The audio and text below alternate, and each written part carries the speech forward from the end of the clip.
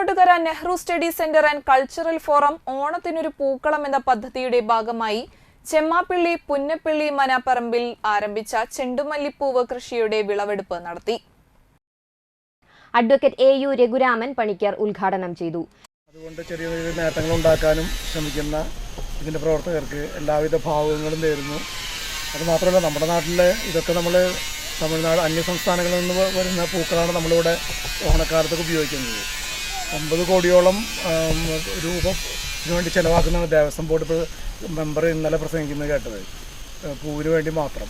അപ്പോൾ നമ്മുടെ നാട്ടിലും ഇതൊക്കെ നമുക്ക് ചെയ്യാവുന്ന കാര്യങ്ങളാണ്.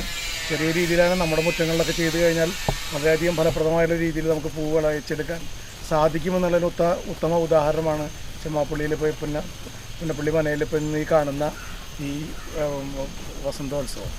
Nehru study centre and cultural forum chairman Ando Thorayan അധ്യക്ഷനായി. Convenor Raman Namboothiri, treasurer Pramod Kanimangalath, M B. Sajeev, Sajan Kuttikkattuparambil, Haridas Chemmappally, T M. Ashokan, Renuka Riju എന്നിവർ സംസാരിച്ചു. ജയ കോൽപ്പുറം, ഷീന ഹരിദാസൻ, പുരുഷോത്തമൻ, റിജു കണക്കന്തറ, വിനായകൻ എന്നിവർ നേതൃത്വം നൽകി.